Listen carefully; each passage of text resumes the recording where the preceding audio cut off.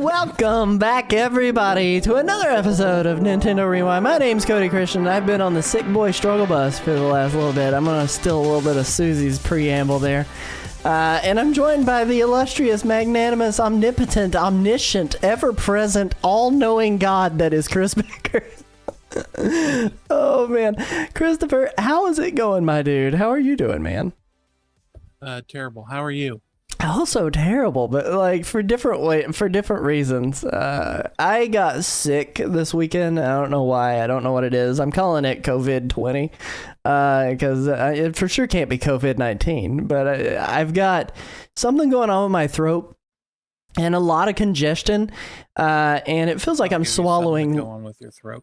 I feel like I'm swallowing glass when I swallow. So, but you know, we're here. When you're here, your family. Chris does look very excited. He's over there in Animal Crossing land. He's hanging out in front of resident services. He's trying to build up his island so that way he's ready for DLC 3.0 or whatever it's going to be called.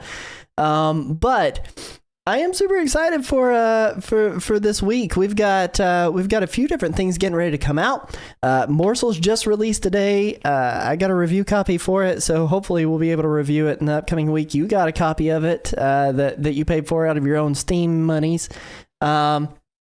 So hopefully, fingers crossed, we can give our opinions on it in about a week. I haven't had enough time to really dive into it today. I've played for about 40 minutes, and I got bodied. It's a very hard game, but it's been really good. Calm down there, Phoenix. Right? I can't calm down. That's all I can do.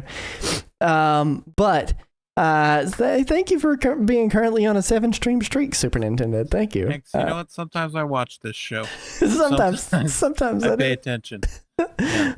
But beyond the sickness, and I now have not only clogged sinuses, but a clogged sink upstairs in my kitchen, so that I cannot figure out. I worked on it for hours today, trying to figure out what was going on with it. And apart from disassembling my garbage disposal, I don't know what's wrong with it. So I'm gonna have to get in touch with a plumber, preferably a good Mario level plumber, to come in and save my princess, who was my wife. Yeah.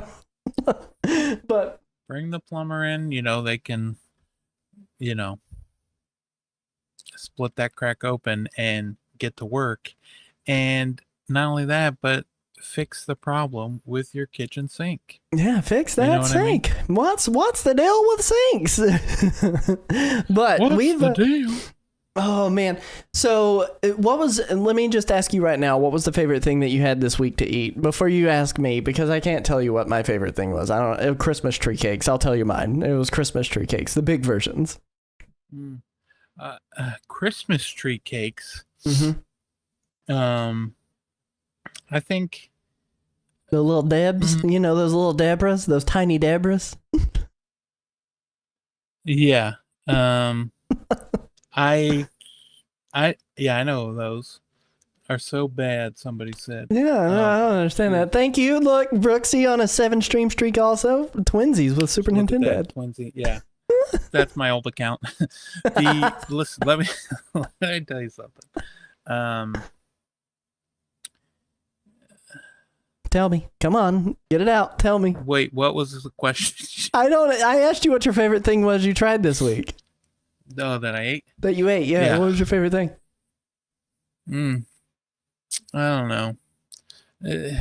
Nothing tastes good. Nothing. What's the purpose of any of it? I think of the best thing I've eaten this week. Mm-hmm. I'm trying to think. Maybe I had some. I had some pretty good grilled cheese. Yeah. I mean, it's no Kraft Singles, but it was. Let me just tell you. So I was flipping through TikTok, right, and I was just scrolling along, and next thing I know is I'm scrolling along, and my good friend Super Nintendo, also known as Games to Discover on TikTok, has a random video of a grilled cheese that it is a close-up shot of these two halves of a grilled cheese, and he takes his thumb and his forefinger and he just splits it open, and it's the most like I've never felt aroused by any kind of food item ever, but it was the most sexual display of just like cheese. What's going on? Yeah. Yeah. And you posted that. Horny on Maine, dude. I was told I was allowed to post it. I mean, so who told you were allowed to post that? Who gave you permission? I didn't know you had to ask, but why? Well, because originally, okay, hold on. I had to take my hat off. It was getting hot in here. It was getting a little hot. You're getting a little hot and bothered over there. Grilled in here. Hang on, so I'm gonna pull up his TikTok for the people. Yeah, pull it up, bring it up, show to the world. While I explain what happened. So, I will send pictures of like the food that I make and eat. Me they're a little bit more provocative than other times. Provocative. Let me see here. Where is this? Here it is. Here it is. Your innocent little baby sister. She said I sent that. Why did you take your finger like that? Like, why is it like that? I was trying to get a good spread, but I was holding the phone, so I had to do it that way to get the spread going. Oh man, it sure was something. What do you mean? Who gave him permission? Yeah. Who do you think died for the right to horny post grilled cheese on Maine? Susie asked in the live chat. Oh man, your innocent little baby sister. I didn't know you had to give him permission to do that. That's not even the third most erotic grilled cheese spread I've ever seen. I'm actually feeling let down by this. Well, listen. So that's not the only one he sent me. You sent me a different video of a different grilled cheese, I feel like, the other day where it was both fingers. That's why I thought it was both fingers, and I scrolled away quickly on TikTok. I've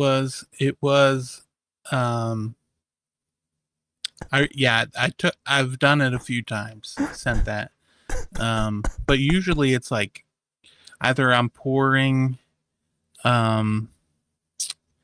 like eggnog, or like when I'm making my strawberry milk. I'll send that. Oh yeah. I made some croissant wieners. Some croissant wieners? Croissant wieners, yeah. And I was like, oh, these look good and tasty. I'll send them to a friend of mine. I sent them to a friend of mine, and what did this friend do? What do you think this friend did? I can only imagine. She probably accused you of like simulating Danica Trumpinski stuff on it, you know? No, so in order to make them, you get a thing of 8 croissants, then you make a slit down the middle of the hot dog, add some cheese, then you wrap the croissant around it, right? And then you put them in the oven. And that's what I did. And what happened? I sent the photo over, not thinking anything of it. I was like, you know what? These look like perfectly fine croissant wieners. I sent them over. I get back a photo of them zoomed in, just zoomed in on where they were cut open, right? Where the hot dogs were cut open. And listen, my memory is a little foggy with age, but I'm pretty sure she said, that's pretty hot. Oh my God. Oh man, that's awful. That's so bad. Well, listen, don't ever post that. You should just save that. Hold that on for your own food spank bank. You know, just don't put it out there for the people. Oh, CC Wire says in all caps, no, I did not. Hold on. I'll send you the screenshot. He's gonna look into the Sierra lore. I'll look into that. The lore book. So make sure that's what happened. I had the idea. I've seen this couple of guys. They've been doing this game where essentially what they do is they both think of a video game character, and what they do is they have them try to guess their video game character. And it's a series of questions. It doesn't have to be yes or no questions, but it can be. It's various different types of questions that you can ask, but nothing like directly until you feel like you've got a good guess. So, I thought what we do is we do that and kind of flip it on its head, and see how quickly one of us can guess each other's video game character. So as the people say, we're gonna let age go before beauty, and Chris, I'm gonna let you do the first guess. You're gonna let me do the first guess? Yeah, I'm gonna let you do the first guess. So, for the people at home, what we have in our minds is a Nintendo character. We have a Nintendo video game character in our heads, and we have to answer questions until one or the other has a good idea what it is. And the first person to guess gets to win. So, Chris, I'm gonna let you ask the first question for your side of it. What kind of question do you want to ask? And I'll have to answer it. I want to know, first of all, just for clarification, just so we can clear the air, because I feel bad now saying that she said, "Oh, that's so hot," when in reality she said, "That's sexy." So that's obviously not better. It's not better. I'm being accused of it being that mine's Mario. Welcome in, Zed. Welcome in, Commodore Zed. So I'm asking you a question. Yep. It can be any question. Generalized question. Doesn't matter. Like something that you feel like would give you a good idea of where to go. Is this a main character? This is not a main character. Is your character a boy or a girl? Great question. I'm glad you asked. I think that's kind of given me enough to go over. Does it? Let me. It's a boy. Okay, I was about to say let me rephrase. Do I need to ask if it presents female or male? But okay, so it's a boy. All right. They're a boy. Yeah. Okay, they are a boy. Yours is not a main character. No. Is it a boy or a girl? It is a boy. Okay. It is a man. It's a man. Oh, mine is also a man. 35-year-old man. A 35-year-old man. That doesn't tell me much of anything. It could be anybody in the Nintendo canon. Let me ask a question. So you said that yours is a man. I'm gonna ask you. Does yours show up in multiple titles in Nintendo, or is it only in like one title, like one franchise? It's in one franchise. Okay. Yeah, one franchise. Okay.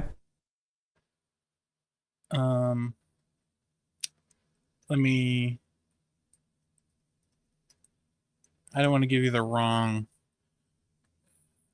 Okay, yeah. One franchise.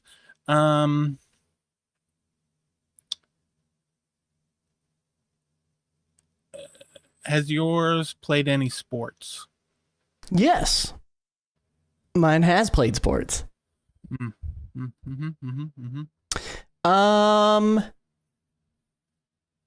Is yours, let me see here. Is yours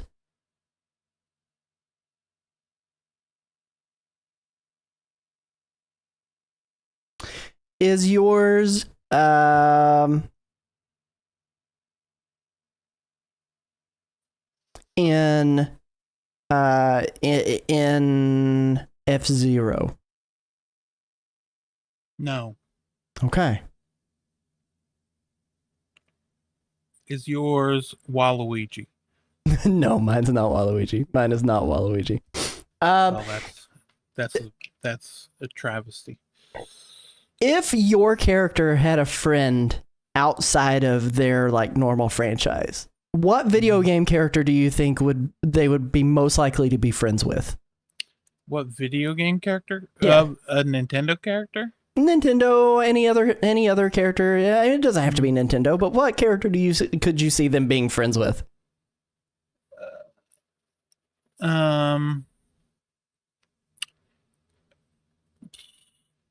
Probably two people. Okay. You know what? I'll just probably Tom Nook. Tom Nook. Okay.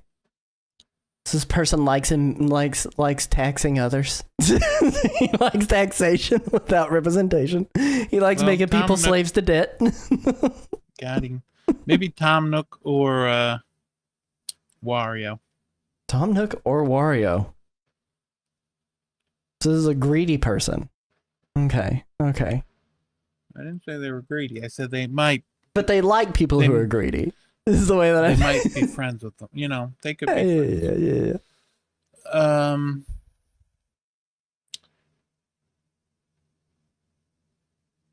Is yours from... Was yours a character in Smash Brothers? Playable character? No. Was not a character in Smash Bros. I think that's a pretty good question. But you already kind of answered it when you said this character's only in one franchise. So I don't think that person would appear in Smash Bros. Then. Has this person had a video game in the last 5 years? No. Did you say no? No. Okay. No. Okay. How about yours? Has your character been in a video game in the past 5 years? I do not think so. I'm actually pretty fully clear that this character has not appeared in a game in the last 5 years.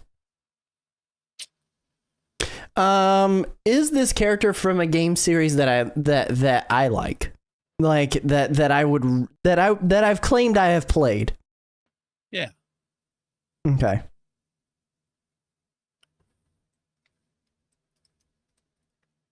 Just kick Mario out of his house and change the locks. He really did do that. What's your next question? My next question is your character a human? Yes, my character is a human. Is your character a protagonist of the game? A protagonist? Yeah, like they're the hero. Game. He had his own game. Like he was okay. A spin-off, yeah. He had his own game. Spin-off, man. You're giving me a lot. That's a lot. You've thrown off a lot on there. Well, listen. You haven't guessed it yet. No, I haven't. We got things to do. We got predictions to make.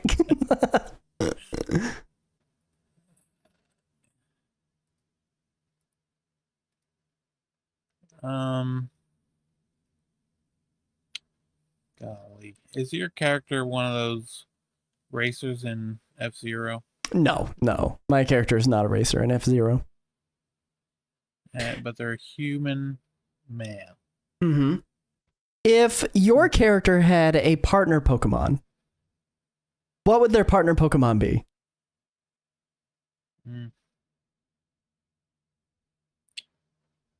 That is this Pikachu. If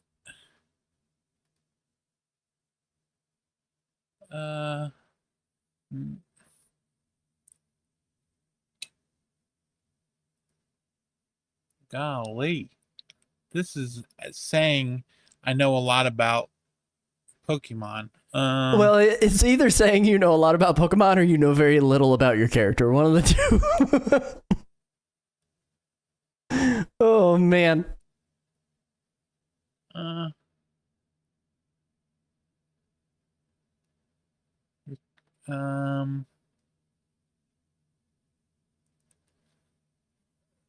Mm.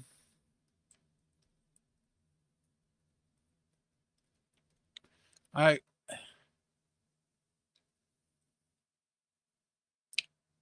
let me see. I'm trying to think of.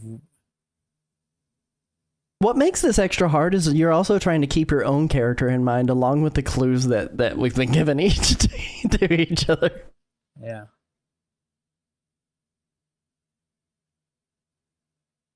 Jigglypuff. Jigglypuff. No, I take it back. You take it back? I take it back. It's not Jigglypuff. So the partner Pokemon for your character would not be Jigglypuff? No, it would be Golden Go. Oh, okay. Okay. I know who you're talking about. It's the like 1001 Pokemon or something like They're that. made out of 1,000 coins. Yeah, Mhm, stacked mhm. together. Mm-hmm. Yeah. That's fair. That's fair. Hit me with your next one. Is your Pokemon, or nope, your character, your human, are they from Fire Emblem? They are not from Fire Emblem. I am going to follow up. I should probably ask that same question. Is your character a human? Yeah. Okay. So that rules out all the Pokemon, at least. So I was like, I got to thinking, I was like, after I asked what partner Pokemon they'd have, I was like, oh, shoot, maybe I should ask if it's a human.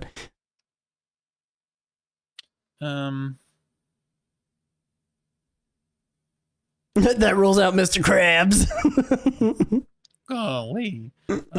Okay, so it's not a main character. No. Plays sports.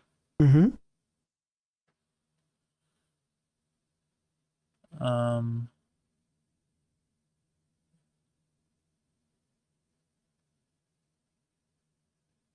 Is it Toad? No. But I will say, if it had been Toad, I probably wouldn't have said that was human. I would have said it was human-esque. Yeah. Because I feel like toads are not human. Like, they're definitely more like fun guys. You know, not fun guys, but definitely fun guy. Less humanized. Let me ask you. Okay. Let me ask this. What console did we first see them on?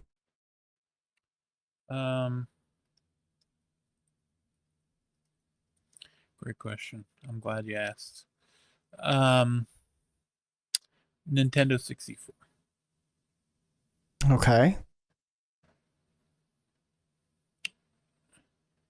What? Wait, I'm gonna ask you the same. What question? What's the first console we saw your character on?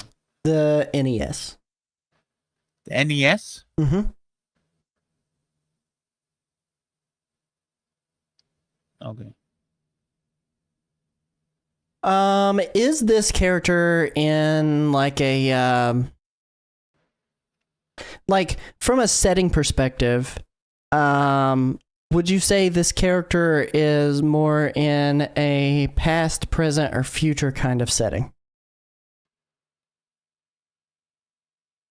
Past, present, or future? Yeah, like would you say like the setting of that video game is set in the past? Would you say it's set in the present, or would you say it's set in the future? Like, I feel like Perfect Dark's set in the future, you know, like. Well, out of those three, maybe.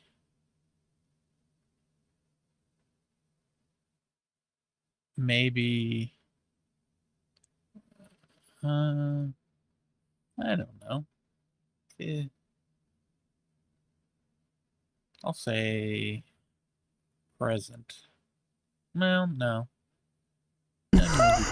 Well, no. It could be present. It could be past. Who knows? It's somewhere between present and past. Is your character Glass Joe? my God, it is Glass Joe. What led you to think that it was Glass Joe? Because you said it wasn't a main character from the NES, so that would be Punch-Out. I was just going to run through all the Punch-Out characters. Holy crap, I can't believe it. So yeah, my character was Glass Joe. Give me like a pretty good hint. Like, what, in your opinion, what would be a pretty good hint for your character? Good game, dude. Good game.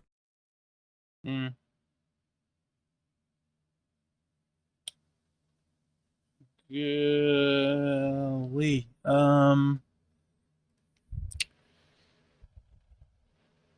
I'm trying to think of what would be a good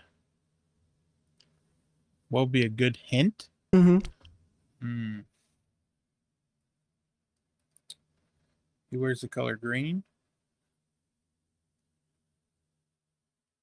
That's a pretty good hint. Where's the color green? His own game was on the Nintendo DS. Is this Tingle? Yeah. Oh my God. See, I got hung up. Is he a human? I guess he is a human, isn't he? Google what is says Tingle? He is. Tingle. What is Tingle? He's obsessed with fairies and rupees. Oh, okay. So he's not a fairy. He is human, male Hylian. His race, what they say here is his race is Tingle. So apparently Tingles are all Tingles. Like, they're just this is who they are. I did not realize that. That's crazy. That's so funny. Where's the color green was the good hint. That was a good hint. I was like, hang on a second. He had his own spin-off game. He's not a main character. That we first met him on the N64, and that's what led me down the route of Tingle. But I like Wario as a best friend from another franchise. I think that's freaking awesome. We are all one race, the Tingle race. Yes, Virtual Cat, welcome in. Oh man, that's pretty good. I like this. This is really good. Yeah, it could be Luigi with those hints, but I don't think Luigi would side with Tom Nook or Wario. And we know canonically he's 25 years old. Main character. I didn't realize he was 35 years old. Tingle is 35? Holy crap. He's an old man. And let me just tell you right now, Legend of Zelda, in my mind, is not a present game ever. Like, it is always in the past. You're like, well, present? They had Link to the Past. You go into the past in the game. That's fair. That's fair. Oh my gosh, dude, that was tons of fun. I like this game. Fantasy world. Yeah. This is a good game. Thank you for playing that with me. And also, big thank you to our supporters and producers. Tingle's going to be in the live action movie. If we can hope. Our supporters and producers over at NintendoRewind.com. Thank you to Chaotic, Mnemonic Man, Calamity Nolan, and Sierra Christian for all that you guys do for the show. Just remember, if you'd like to directly support our content, every dollar spent on memberships and merch over there at NintendoRewind.com goes to help us continue to produce the show. And there's even a tier that only costs $1 a month, and with it, you also get a shout out. Again, big thank yous to Chaotic, Mnemonic Man, Calamity Nolan, and Sierra Christian. Virtual Cat says, yeah, and he's portrayed as a weird old man at 35 years old. I feel like I can't believe I'm older than Tingle. I'm going to be honest. Like, I can't believe I'm older than Tingle. I did have one more thing I wanted to talk about. Right before we got started on the show tonight, we went through our Fantasy Critic with the league that had Chris and I in it. And I'm going to have to extend, in all likelihood, a gigantic congratulations to Chris for winning this first 6 months of Switch 2 releases. Right now we're tied at 166 regular points, but Chris is ahead by 0.12 in his in the actual rankings, with him at a 165.79 first place. The thing is I have 3 games that are definitely not going to release, and we're tied. And that's all I have left on my stuff. And he has like 4 games that aren't going to release, but I got absolutely lambasted by picking Nintendo Switch 2 Welcome Tour, and I was really hoping that I wouldn't get destroyed the way that I did. But Brooksy says she liked that game. Please do it again in the future. I think we will. I'd like to try to do it like at least once a week, maybe a little less. Who knows? We'll see. We only do the show once a week. At least once a week, if not more. But no, that's the plan. Without any further ado, though, we've got a pretty packed show tonight. We're going to try to predict the Game Awards, talk about them with each other, talk about how we felt about the games. There is some Nintendo representation here tonight, so that's freaking awesome. But everyone hang tight, and we'll catch you guys right after this bumper.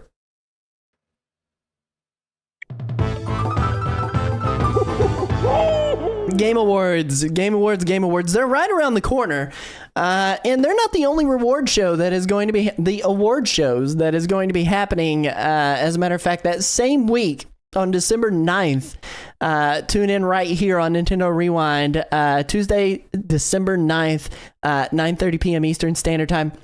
Because we're going to be doing our official Nintendo Rewindies, our own Nintendo Game Awards, where we focus on all the first-party games with a little bit of focus on third-party and indie representation as well. We got to make sure that we crown our third-party Game of the Year, our indie Game of the Year, and our main Game of the Year. If you are a supporter or a producer on the show, please make sure that you go and get your submissions in.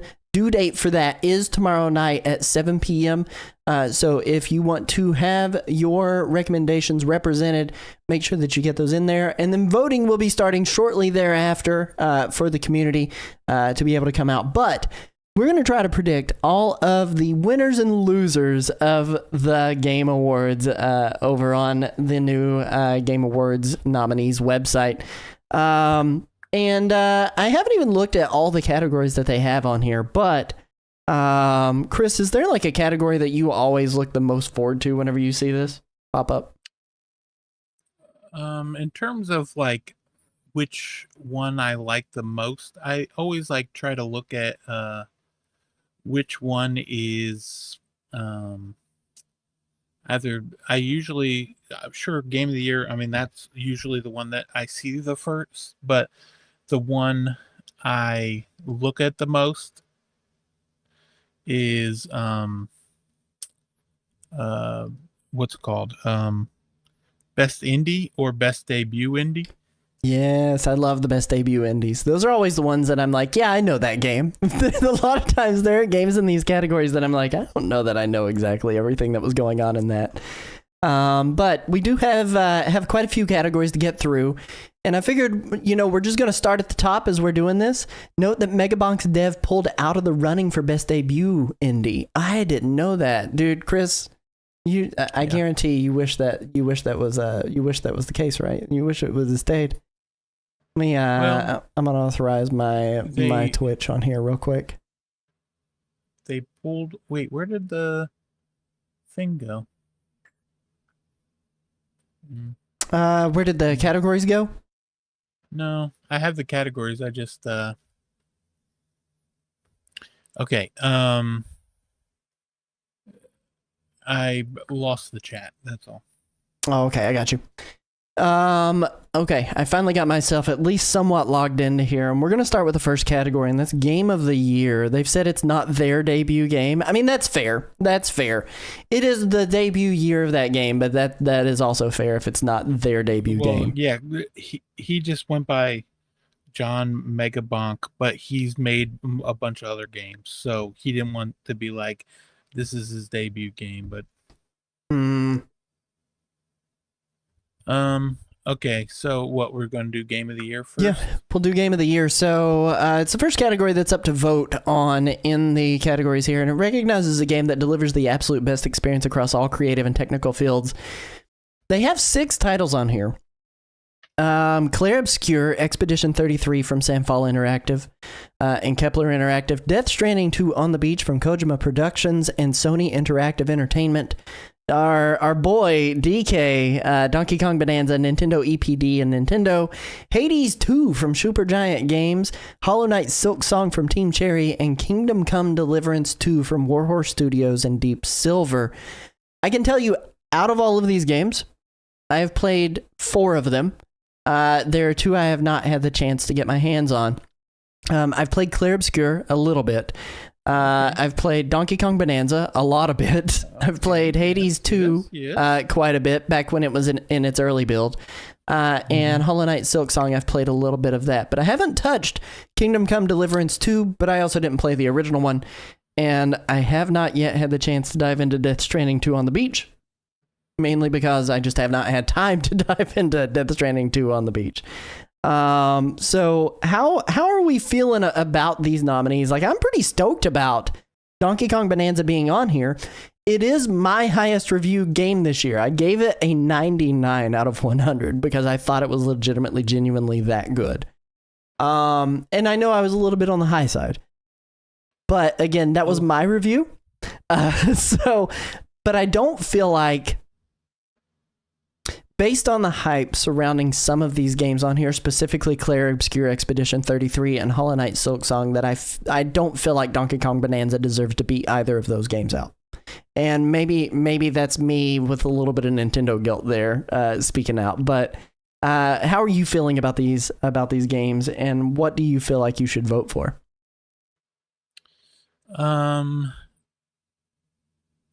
So yeah, I played 4 of these games too. I played the demo for Donkey Kong Bonanza, but not the full game. And then I did not play Death Stranding 2. I watched someone else play it, but I did not play it. But I played all the rest of them. Kingdom Come Deliverance 2, there was a free weekend last weekend or 2 weekends ago. It was like you could play it for the whole weekend if you wanted. And I played it for like an hour, and then I was like, okay, I never need to play this game again. But I think, based on just hearing everyone talk about it and the way it's going, with it being the game that got the most nominations in Game Awards history, I haven't looked to see who got that. Clair Obscur Expedition 33 is going to win. I also tend to agree with that. I think Clair Obscur Expedition 33 is the shoe-in to win out of those 6 games. Mainly because of the amount of hype that surrounded it, and the visuals on it are so good. The gameplay loop is amazing.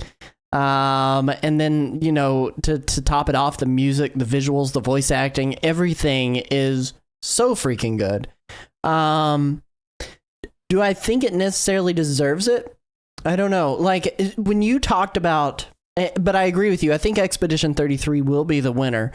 But when you talked about Hollow Knight Silksong, it changed you literally said it changed your whole view and perspective on video games as a whole. And obviously that deserves a place in the pantheon. Not at all dramatic. No, not at all dramatic. Not you dramatic. Who would have ever thought that?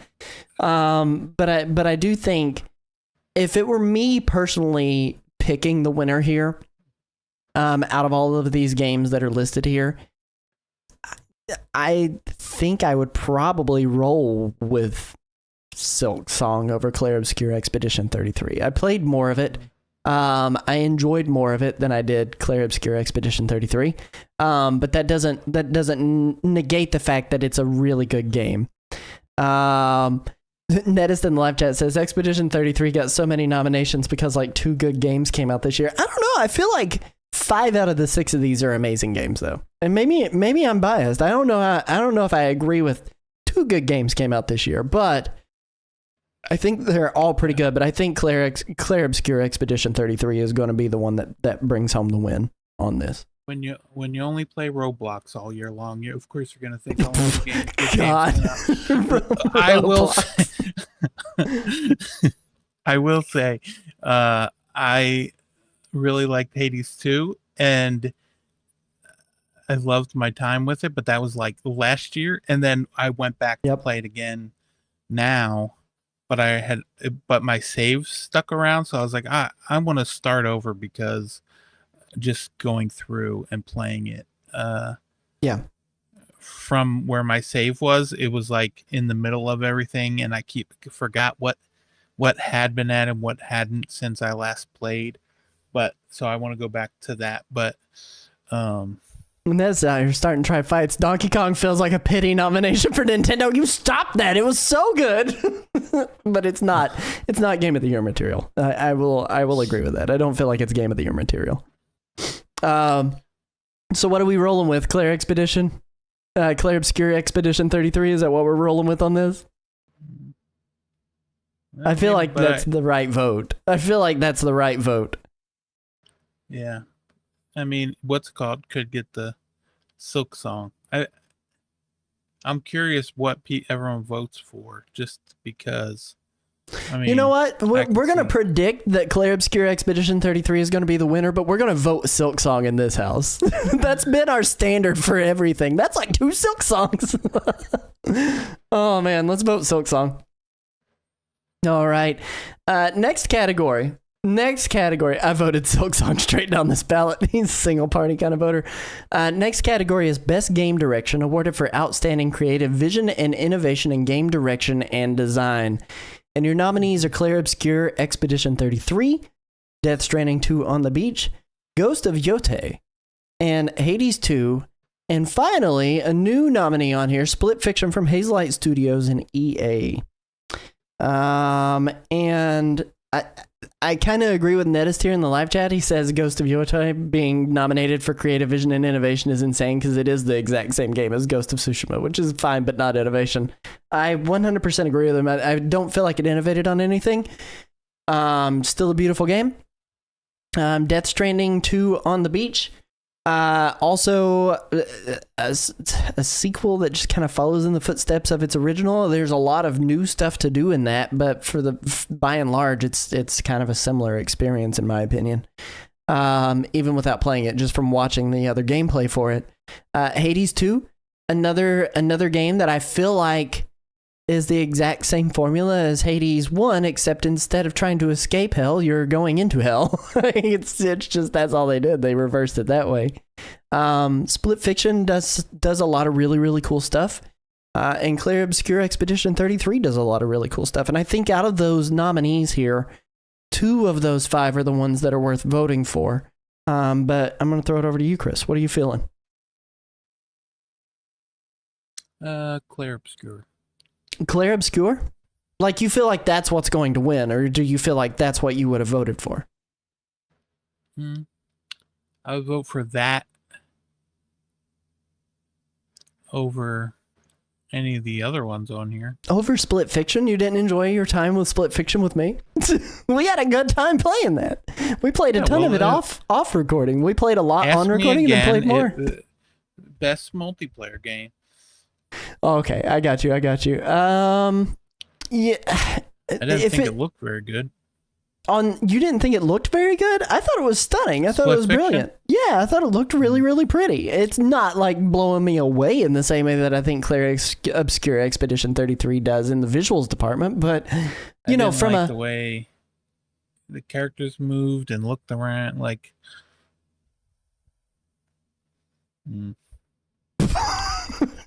I didn't like it. Yep. Yeah. I don't know. Like, I liked it. I thought it was really, really good. All right. Well, I guess that was a quick decision. I guess we're going with Claire Obscure Expedition 33 here on this one. Well, I'll use my vote to vote your vote. That's fine. Use your vote to vote my vote. Thank you. All right. Best narrative for outstanding storytelling and narrative development in a game. We have nominees: Claire Obscure Expedition 33, no surprise. Death Stranding 2 on the Beach, no surprise. Ghost of Yotei, Kingdom Come Deliverance 2, and Silent Hill F.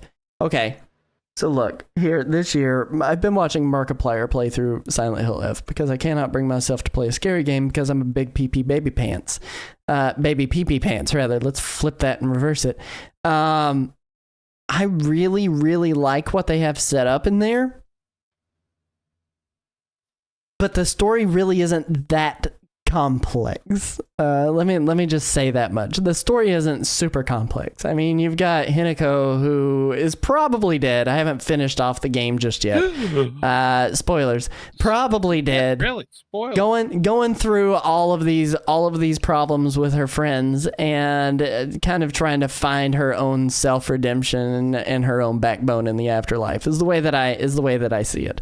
Whenever the game concludes, I will be able to get back to you on that. Ghost of Yotei, I did not have the chance to play through. Death Stranding 2 on the Beach, I didn't have the chance to play through. And I played a little bit of Clair Obscur Expedition 33, again, just to remind you, and none of Kingdom Come Deliverance. I haven't even watched gameplay from Kingdom Come Deliverance. I like the stories in Kojima games. I like what he does. The stories always blow me away. The characters always are amazing characters that leave an impact on me that I think about for years to come in just about every game that he has released. But I don't know if Death Stranding 2 on the Beach, from a storytelling and narrative development design, is the one that should be voted, because oftentimes Kojima's stories do not make any sense to the natural person who is playing through them. To the normal person who's playing through them, unless you're Kojima. And even then, I don't know if it makes sense to him. So I'm gonna ask you, Chris, how are you feeling about the games in this category, and what game are you feeling like deserves to get the vote here? Clair Obscur. You just don't even question it. You just are Clair Obscur every single time. Well, I really liked the story. I played I think it was 8 or 12 hours, and then I watched the rest be played while I was playing Ball Pit. But I really like a lot of things about it, which we'll talk about one category when we get to it, how you feel about it. But yeah, I like the story and how they got it basically set up in acts, and then the stories are told like that, so they have big setups, and I really like it. Clair Obscur Expedition 33. Did you not like your time with it? Well, no, I did like my time with it. It was difficult to play on the Steam Deck. I could have played it on my PC, but I didn't want to sit in front of my PC to play it. I wanted to just kind of relax on the couch. Well, couldn't you put it on your computer and then just Steam link it to your... The amount of delay between whenever I put an input in, and there's a lot of timed input stuff that is very necessary in that game. I would not have enjoyed it. But Netta says the fact that Silksong isn't here tells me it was too hard for the people who made the nominations. I don't think games like Elden Ring and Silksong and Dark Souls necessarily belong in this category. And that's maybe a hot take, but mainly because the narrative development in that game relies so much on the apocrypha that's in that game. You have to go through the grimoires or whatever else extra stuff. And is it narrative storytelling that's going on environmentally? Yeah, for the most part. And maybe I'm wrong. Did I finish it? I did not finish it. Chris did, though. Am I off base on that? Does Silksong deserve a spot in the narrative and development, narrative and storytelling portion of this category? No. Did you say no? Yeah. No, I don't think so. What? It's all environmental storytelling is the biggest problem. It's not spoon-fed to you, I think, is the thing that kind of pulls it back from being able to be jammed into here. Because you've got these characters that are kind of filling you in on what's going on in the world around you. Tell that to the amount of dialogue in Act 3, he says. But I feel like at that point, it also takes too long to give you the narrative, if that's the case. If it takes until Act 3 to get to that point, it is a little bit more difficult to say it belongs in this, because all of these games in this category are solely story-focused games at that point. From the beginning, from the moment you start to the time it ends. Whether or not that's a good story is yet to be seen. For some of these games, I'm looking at you, Death Stranding 2 on the Beach. But it's one of those things where you want complex stories, complex characters, emotionally grounded, visual storytelling as much as you want the actual narrative to kind of lean into that. And I'm going to go with you. I'm going to go with you here. And I'm going to say Clair Obscur Expedition 33. But again, I love Silent Hill F. From what I've seen of it, it's just not my jam just yet in terms of that category. Now, we're going to be going into Best Art Direction for Outstanding Creative and or Technical Achievement in Artistic Design and Animation. The nominees here are Clair Obscur Expedition 33, Death Stranding 2 on the Beach, Ghost of Yotei, Hades 2, and Hollow Knight Silksong. And here's where I'm going to throw it to you, Chris. I'm going to let you kind of weigh in on this before I do this time. So in terms of Best Art Direction, I think not necessarily art direct. The thing with like Ghost of Yotei, it kind of does a lot of the same stuff that you would see in the first game with like the wind and everything, but it is a really gorgeous looking game. Yeah. But in terms of the the art direction, I really like the look of Hades 2 even over Hades 1. And then of course Silksong, like just like the world, how everything in the world is constructed and looks fantastic. But then we come over to, well, Death Stranding 2 more. Also, why does that baby almost look like Baby Lando? You know what I mean? It does look like Baby Lando. It does look like my son. Oh man, I've got an emotional attachment to this baby I don't know yet. That's how they get you. When it comes to the Steam machine next year, we can play it. There we go. But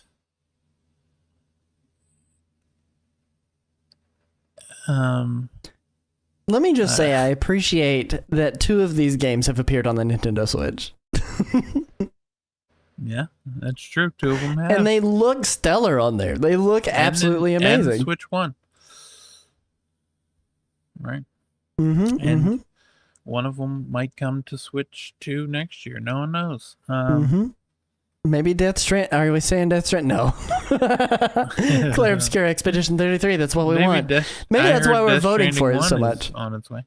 But yeah, Clair Obscur Expedition 33. I really like the art direction in that one too. Just the way it looks, and then the world too. But at the same time, Hollow Knight Silksong. Dude, all of these games do something very, very cool. Something very, very beautiful. Legitimately, this category is the most justified category in my opinion. Like, this is the category that makes the most sense with the nominees that are on here. So far, anyway, from what I've seen, because they all do something super special. I mean, like you said, Ghost of Yotei with the skylines and the way the wind moves and the way that the fields kind of move along with you. Death Stranding 2, I've always loved Kojima's character design. Like, he puts a lot of detail and a lot of thought behind, does this character feel realistic in this fantasy world? Does it fit right? Hades 2 leans heavily into its art direction and what they're doing. Hollow Knight Silksong, super pretty. The environmental background art looks so good.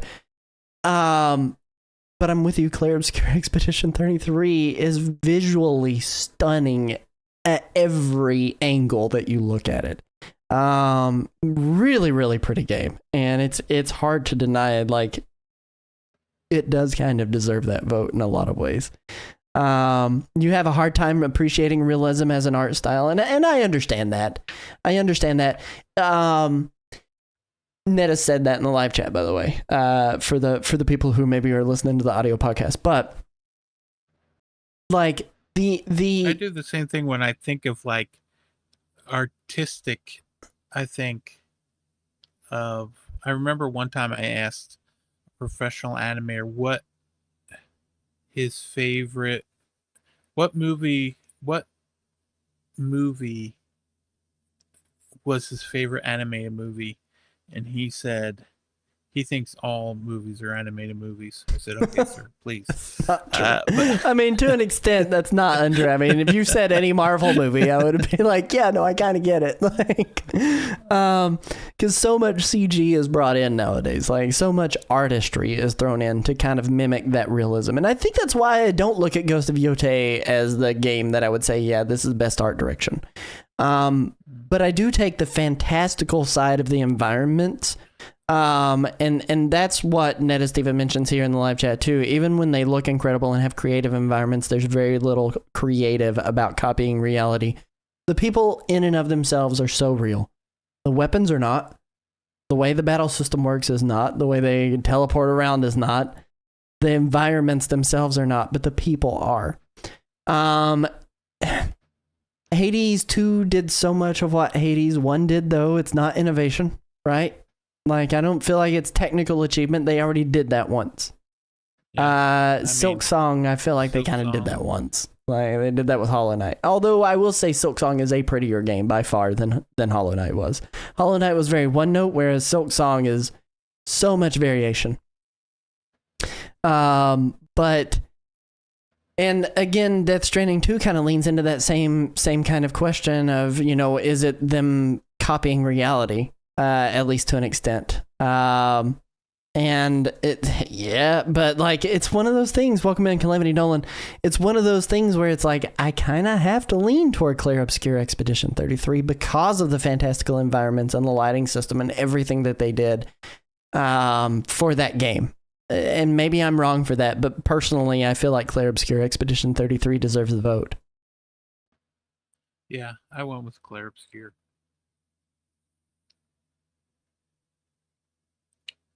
I think we just went with Clair Obscur then.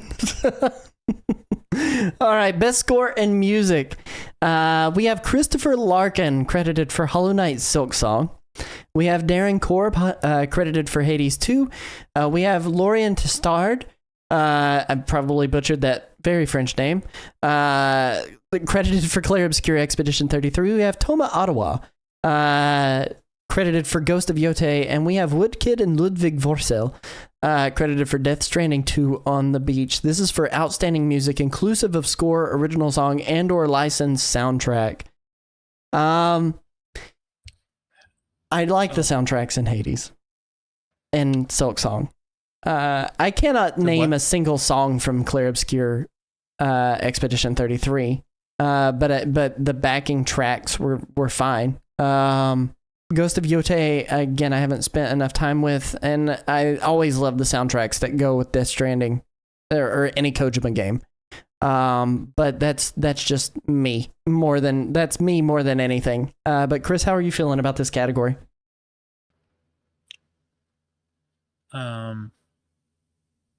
First, let me ask you, how did you feel about your boy Mario getting the snub with Mario Kart World? You know, it does break my heart. It really does break my heart. Koji Kondo, come on back out of right. Where was it? They had 240 million tracks in that small in that little game. ending Nintendo didn't have. No, where were they? Where's that representation? But no, I get it. I totally get it. Probably didn't have enough original songs. Exactly, it was all just remixes. But it also had a bunch of remixes. Yeah. Yep. If it were just me voting, I would probably go Woodkid and Ludwig Vorsel in Death Stranding 2, but it's not just me voting.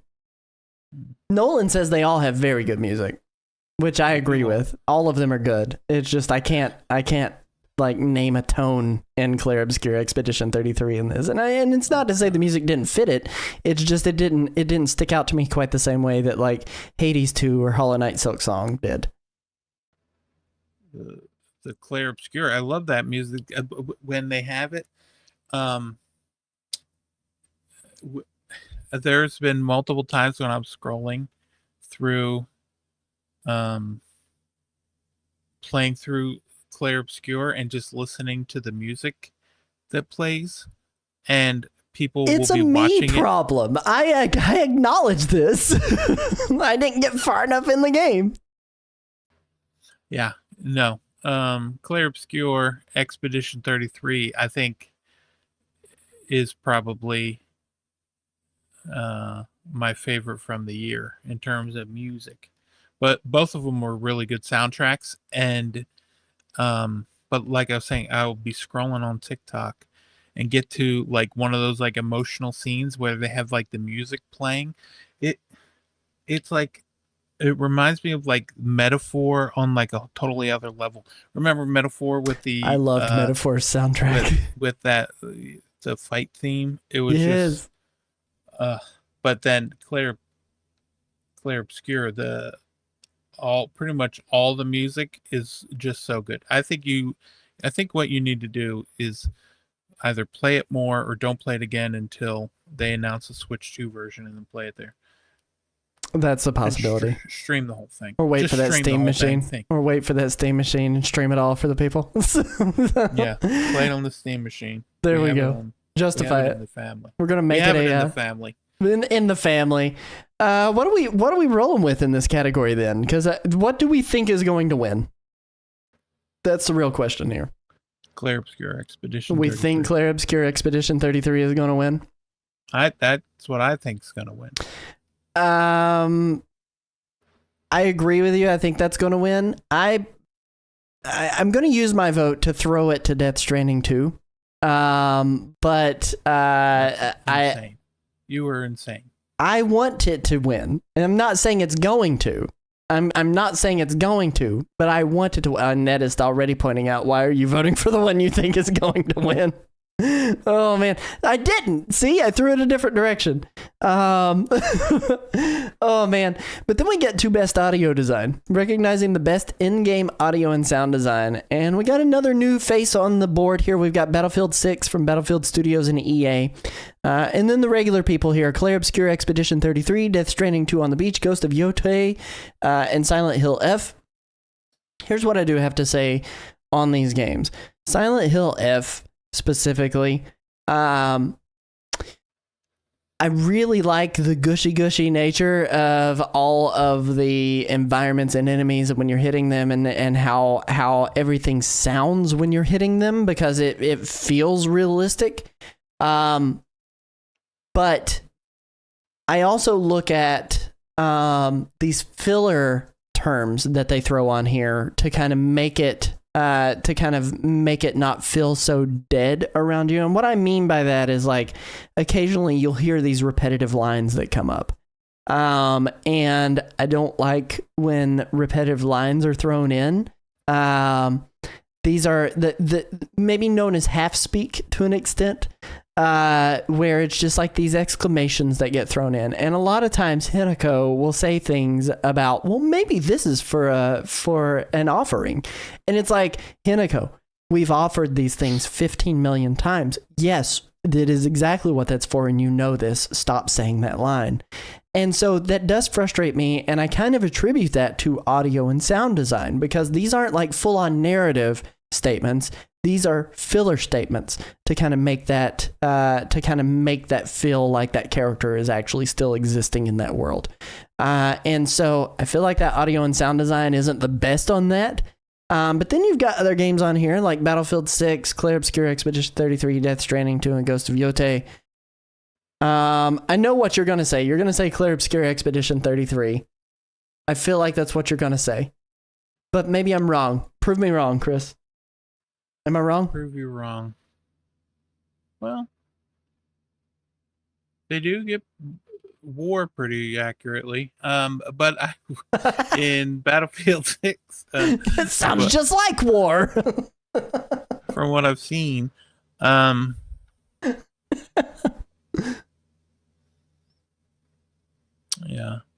I would agree. I think Battlefield 6 feels like a pity nomination. Oh, yeah. Well, I mean, there's a lot of audio. You can tell. It's kind of like, when we're playing and you can hear the car coming. It's kind of like one of those things. Yep. It's so generic at this point. It's hard to mess that up. Like, there's enough sound files out there of explosions and guns firing and people getting downed and falling to the ground and people getting hurt. And again, you get into that same issue that I talked about with Silent Hill F, where it's got a bunch of filler dialogue, where a lot of people are saying the same thing, like bomb out or smoke out, like whatever it is. Like, insert your favorite war line here. It's hard to go, yeah, Battlefield 6 kind of deserves that audio and sound design nomination when you've got things like Death Stranding 2, Ghost of Yotei, Clair Obscur on here. Yeah, I mean, Kojima is one for details with all like the different sounds and everything. Mm-hmm. But wait, did you pick it for the last one, Death Stranding? The last one, I ended up picking Death Stranding, yes. I personally picked Death Stranding. Do I think it's going to win? No. But that's the one that I picked. What was your favorite song from Death Stranding? So my favorite song from Death Stranding is 2. Death Stranding 2. I can't name the tracks. I can't name the tracks from any of these games. No, from what part? But what part of the game? I always love the intro songs. The intro songs for those games are always amazing. They had, what was the name? I love the outro song. I really like the outro song, actually. I thought it really closed up.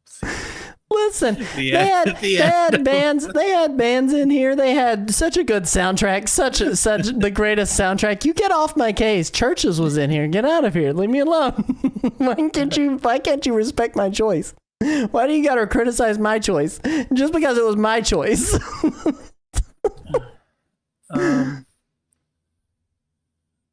Yeah. I already voted for Clair Obscur. I knew you were gonna vote for Clair Obscur. I'm gonna vote for Death Stranding on 2 on the beach, just out of spite now for sound design. That sounds like something you do. Oh man, best performance awarded to an individual for voiceover acting, motion, and or performance capture. We have Ben Starr from Clair Obscur Expedition 33. We have Charlie Cox from Clair Obscur Expedition 33. We have Erika Ishii from Ghost of Yotei.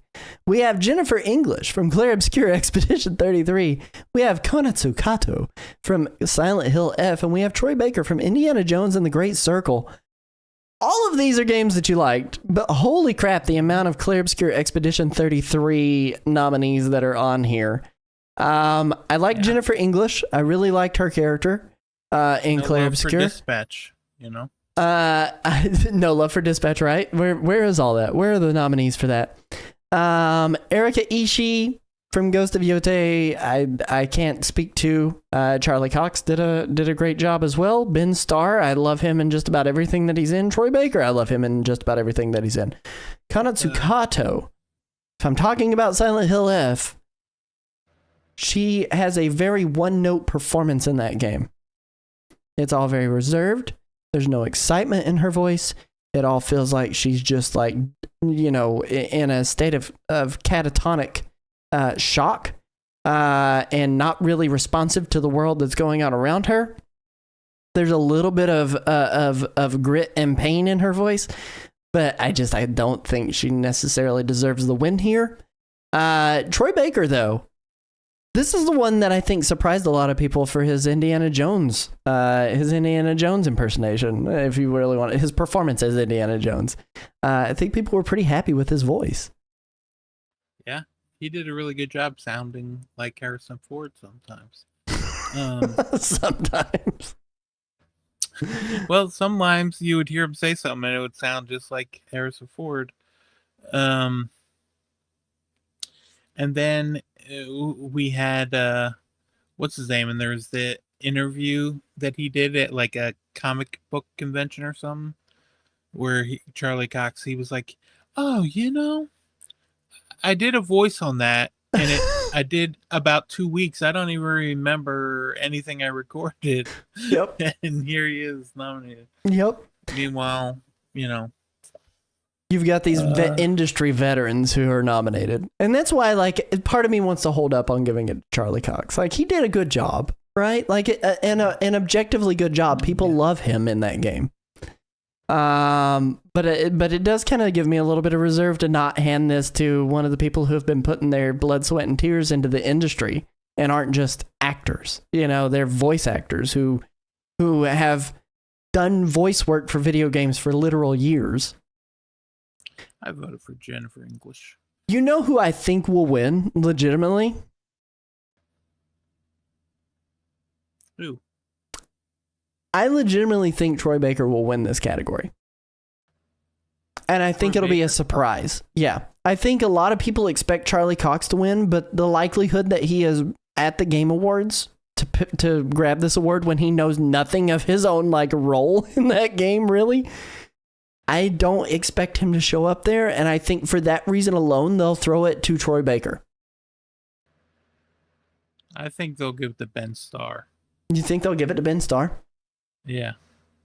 I'm with you, though. I think I'm going to vote Jennifer English. I'm going to vote for Jennifer English. She was really good. But I think Troy Baker may win that one. Ben is popular. Ben Starr is very popular. He is. And then we get into innovation and accessibility, recognizing software and or hardware that is pushing the medium forward by adding features, technology, and content to help games be played and enjoyed by an even wider audience. You can learn about the nominees by clicking that hyperlink there, but the nominees are Assassin's Creed Shadows from Ubisoft, Atomfall from Rebellion, Doom: The Dark Ages from id Software and Bethesda Softworks, EA Sports FC26 from EA Canada, EA Romania, and EA, and then finally, South of Midnight from Compulsion Games and Xbox Game Studios. And I don't participate in this category of games. I never have to utilize them. And I appreciate that they are being utilized. I really do. I think it's important to recognize that people have limitations, and meeting gamers where they are, I think it is very important. For me, personally, as a gamer, it's not something that I need, so a lot of times it goes under the radar for me. What I can say is that oftentimes id Software and Bethesda Softworks does a whole lot of stuff to help make their games more accessible to people. They legitimately do. And I think Doom: The Dark Ages is right up there, but I know South of Midnight had a lot of accessibility options as well.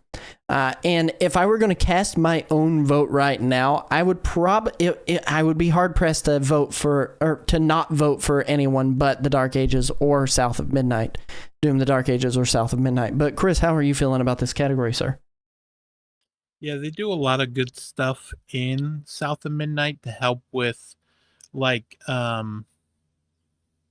you can, like, skip, like, any sort of feature or thing from, like, not only the combat, but then also like chase sequences, so you don't have to worry about those. You can skip them if you want. You could skip all combat as well, like if you just want to play the game and don't want to, or aren't able to, because it's basically like an action fighting game there. With like the bosses and enemies and dodging everything. You can also play with like invincibility, stuff like that. But they do a good job with like toggling everything to make it work. Even just something simple like, how South of Midnight has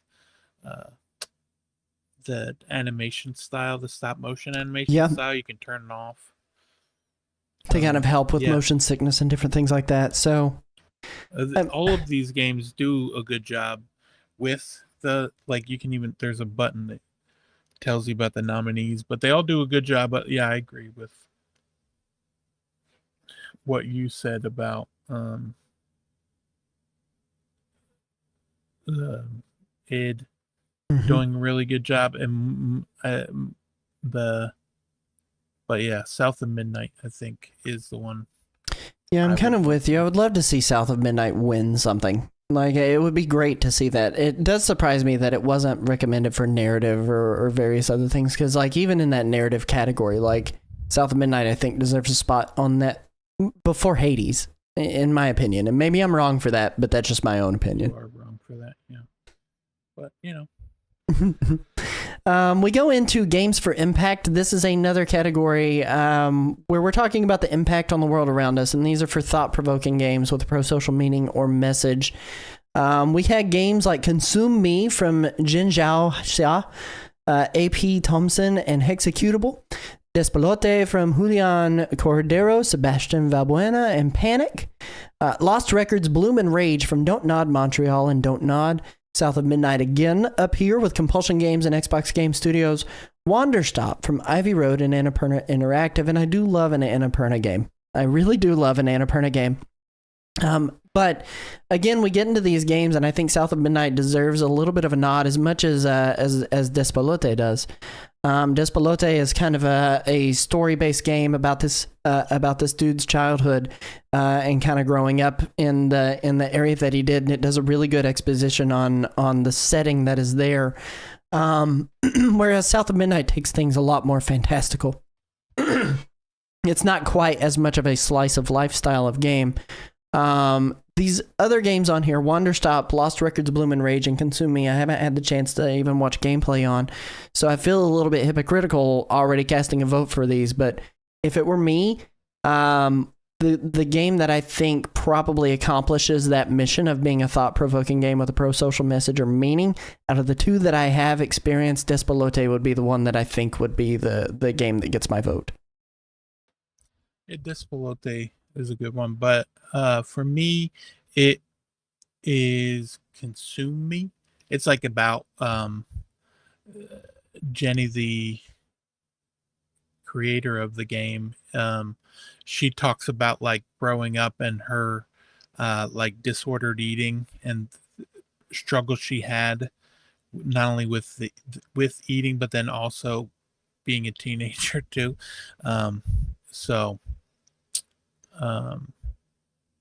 I think that one is the one I would go for. Knowing what you just said, yeah, I think I would agree with you. Between the three now that I know about, I think I would agree with you. I'm still going to end up voting for Despelote. But I think what you mentioned there is also a pretty important category as far as that goes. A pretty important game in that category. And then we get into Best Ongoing Game, and this is awarded to the game for outstanding development of ongoing content that evolves the player experience over time.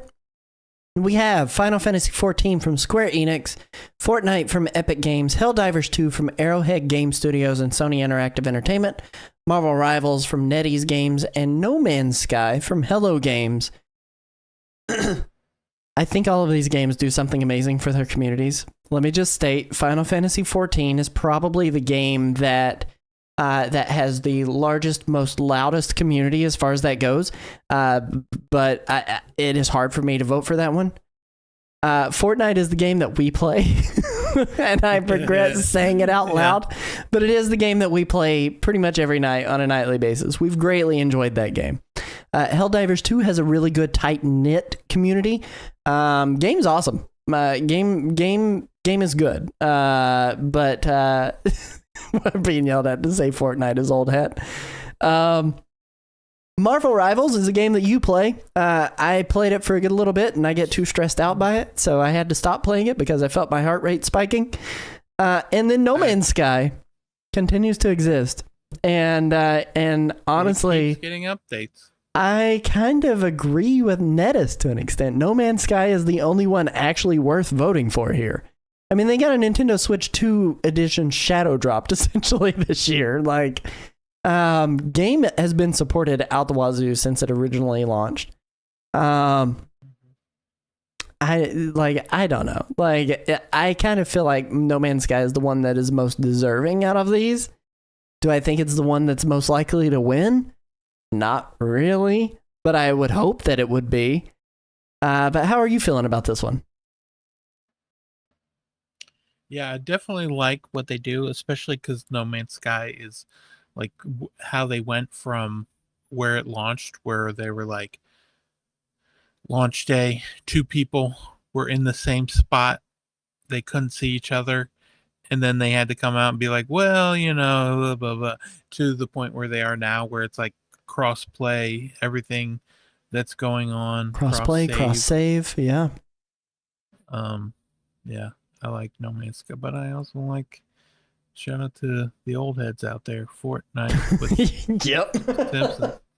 God, we really should probably give up on Fortnite, but we can't. We can't quit you. We can't quit you, Fortnite. Yeah, and then Marvel Rivals, I will go back to play a new character if I want to play that new character, but then I fall off quickly. Mm-hmm. Yeah, that's kind of where I'm at with Marvel Rivals too. Is it just I fall off too much? I haven't had the chance to give Helldivers 2 a chance, and Final Fantasy 14 just has too big a paywall to really enjoy it. And that's just me being a cheap gamer, which is a problem. Him can quit Fortnite in a fortnight easy. Like we'll give it 2 weeks. We'll give it 2 weeks, see if we can quit. I'm gonna vote No Man's Sky here. Do I think it's gonna be the one that wins? No, I think it's a toss-up between Fortnite and Final Fantasy XIV. Final Fantasy XIV, I think, won last year, as a matter of fact, if I'm not mistaken. And I thought it deserved the win last year. So, but I'm with you guys. I think No Man's Sky is the one.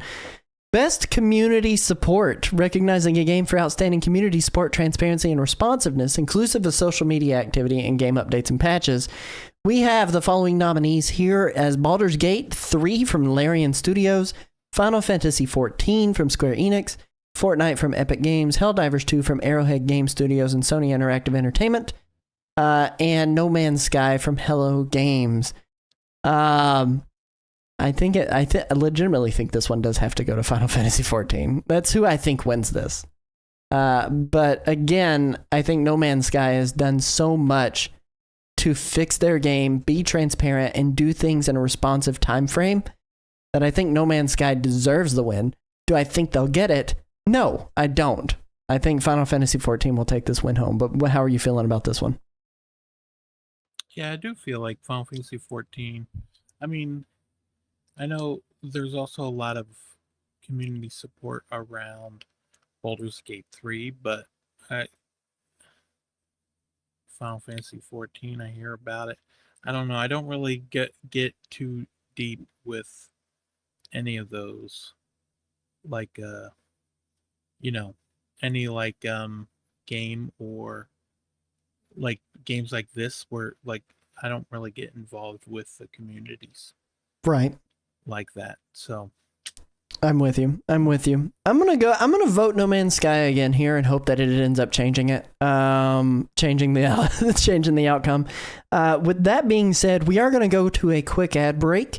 Everybody get your stretches in. We got a few more categories to make our way through, and then when we get back through those, or when we get back, we'll finish up the nominees here. But we'll catch you guys here in just a few minutes. Thank you so much for sticking around. We'll see you in just a moment.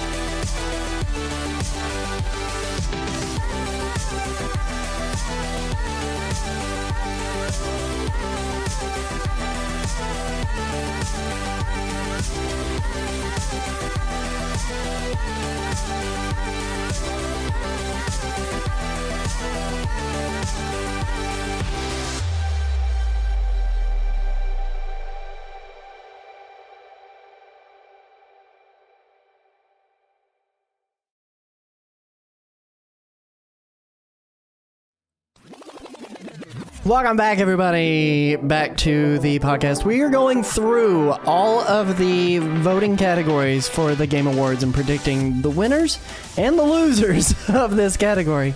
And where we left off last was on the Best Independent Game category. We're going to be going into this. This is Best Independent Game for outstanding creative and technical achievement in a game made outside the traditional publisher system. This may be Chris and my favorite category to vote on. Partly because almost every single one of these games have appeared on the Nintendo Switch, but also because these are the ones that really stretch what games could possibly be.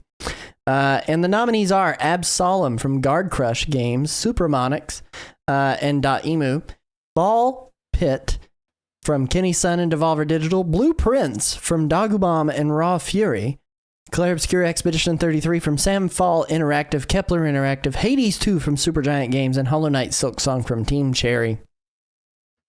Chris, what was your favorite independent game out of this? What'd you end up voting for?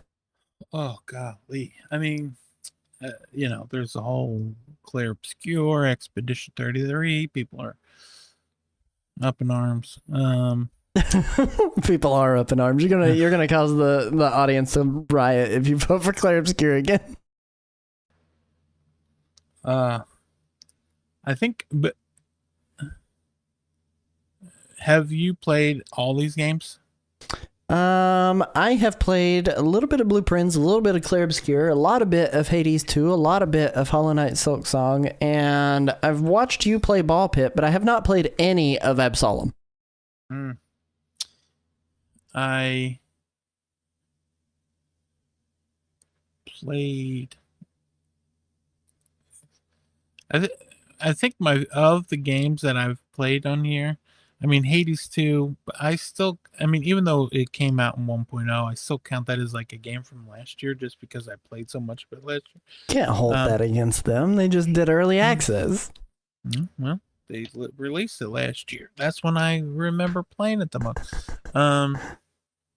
I really like Ball Pit, I'll tell you what. But I also love Silksong.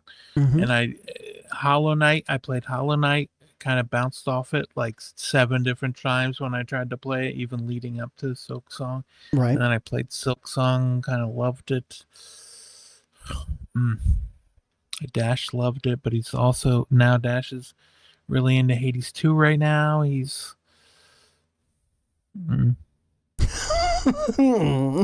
You say, Clair Obscur Expedition. Is that who you think is going to win, or is that who you're voting for? No, I think I'll vote for, on this one, I'm going to vote for Ball Pit, because I won't see it again. Yeah, I mean, Ball Pit's not showing up again. Neither is Absolem, I don't think. Hades 2 and Silksong have been on here a lot. Might be on for multiplayer. And that's a possibility. That's a possibility. Or debut in, no, no, it's Dotemu. They would not do that. But no, I think my personal vote is going to be Silksong in this category. As far as best independent game. I mean, mainly like because you can't go wrong with any of them. No, you can't. You can't. They're all amazing. They're all amazing. Every single one of them. And then we go into best debut indie game. Although we do still see Megabonk listed here. But we've got. They just haven't taken it down. They said Jeff tweeted out that he withdrew and they're removing it from the site. So, but they tweeted it out today, so probably won't be till tomorrow. I understand. In that event, then we've got Blueprints from Dagubam, Raw Fury, Clair Obscur Expedition 33 from Samfall Interactive and Kepler Interactive, Despalote from Julian Cordero, Sebastian Valbuena, and Panic, and Dispatch by Ad Hoc Studios. Out of these games that I enjoyed the most, I'm just going to tell you I love Dispatch a whole heck of a lot, and I would love to see this game win. I would really love to see this game win. Do I think it's going to? No. Again, we've got too much overlap with Clair Obscur Expedition 33 being in here, and I fully see this one taking home that prize. Unless they do go, hey, if you're going to win Game of the Year, you can't also win Best Debut Indie Game. That's not fair to the other ones, but I don't see them doing that. Well, so, yeah. My personal vote's going to Dispatch. But how are you feeling about this category? Well, like if we would have had Dispatch and Best Narrative, I think I would have picked Dispatch over. Yeah, Clair Obscur. I really would have too. I just love Dispatch a lot. It's probably in my top 3 games of the year. Yep. I would 100% agree with that. I think Dispatch is a phenomenal game and deserves to be voted for Best Debut Indie Game. I had so much fun with that game. I voted for it. Hey, look at you go. Who do you think's going to win, though? Clair Obscur? Clair Obscur. Yeah, I'm with you. We go into the next category, and this is Best Mobile Game. For the best game playable on a mobile device, we've got Destiny Rising, which I didn't even know was a game. Persona 5, The Phantom X, Sonic Rumble, Umamasume, Pretty Derby, and Wuthering Waves. I couldn't even get that title out. Pretty Derby. Next. Yeah, I mean, it's gotta be Umamasume Pretty Derby, right? It's gotta be. Listen, anytime you can play as a waifu who's also a horse girl who can travel, it's a good time. It's a good time. I'm not aware of Destiny Rising. Persona 5 The Phantom X it just doesn't hold up quite the same way that Persona the series does. Sonic Rumble is really cruddy. I watched gameplay of that, and it's really bad. Not going great. Umamasume Pretty Derby, good game. Wuthering Waves. I know one of our community members out there, Keywork Savior, has played quite a bit of that and seems to enjoy Wuthering Waves quite a lot. But I haven't played any of that. And so, I mean, I kind of got to go with Umamasume. Do I think it'll win? Probably, actually. I legit do think Umamasume will win. Yeah, I mean, rightfully so. That says, let's see, we have Gambling Simulator, Gambling Simulator, Gambling Simulator, Gambling Simulator, or Gambling Simulator. That is the natural order of it. I played a bit of it, rather like Honkai Impact. Brought to you by, what's the voting? King or whatever. Yeah. Brought to you by Stack. Yeah, right. Oh man, best VR and AR game. For the best game experience playable in virtual or augmented reality, irrespective of platform. Alien Rogue Incursion from Survios, Arcan Age by Vitruvius VR, Ghost Town by Fireproof Games, Marvel's Deadpool VR, Twisted Pixel Games and Oculus Studios, and The Midnight Walk by Moonhood and Fast Travel Games. I'm gonna be real, I haven't played any of these and haven't seen any gameplay from those. As a matter of fact, I was only mildly aware of Marvel's Deadpool VR because I saw it during a Summer Games Fest or something like that. I don't know any of these. And Netist in the live chat, I spent many hours in VR and I can tell you no one talks about any of these games. Well, yeah, and Deadpool came out today. It came out today? Yeah. Goodness. Yep. I just don't know. I don't know how we vote for any of these. It's sitting at an 81. My favorite. I accidentally pressed the censor button when I meant to mute. Of this was The Midnight Walk. You played that? I really liked. You're aware of it? Yeah. Well, I'm just gonna. I don't know it at all. It's sitting at an 80, but it's one of those games you can play in VR or out of VR. Okay. So you can play it in 2. Then it gets points in my book. All right, Midnight Walk. Here we go. That's what we're voting for. Oh man. Let me ask you, which of these do you think wins though? Out of all of these?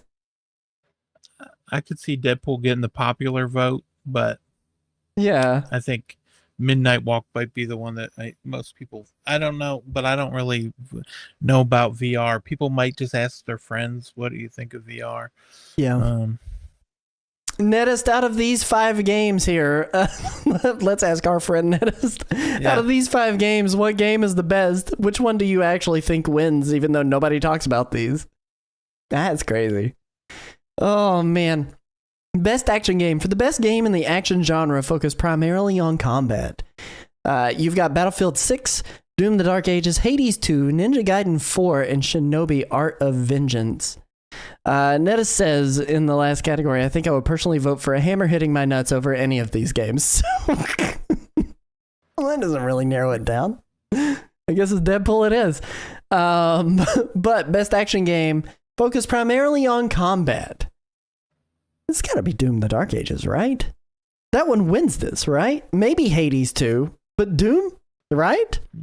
Dark Ages got a lot of praise. Yeah.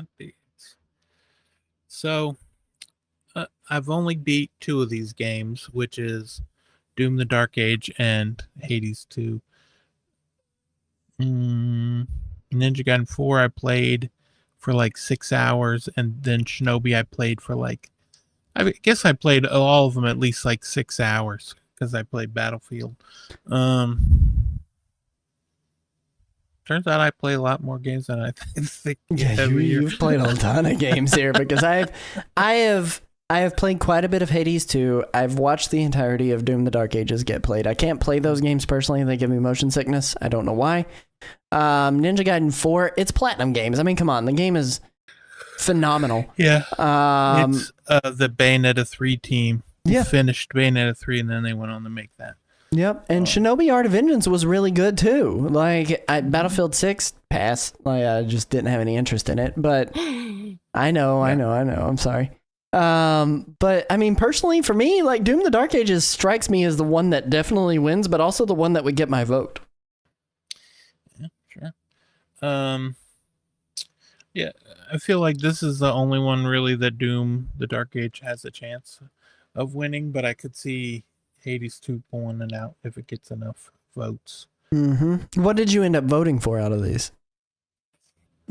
Out of those, Hades 2. I don't think Hades 2 is a wrong game. Battlefield 6 is also old hat, says Mnemonic Man in the live chat. Oh man, where are all the old heads at? Then we go into best action adventure game. For the best action adventure game combining combat with traversal and puzzle solving. So that is the specification here that, you know, the last game was focused solely on combat, although I would argue that Doom the Dark Ages had quite a bit of puzzle solving.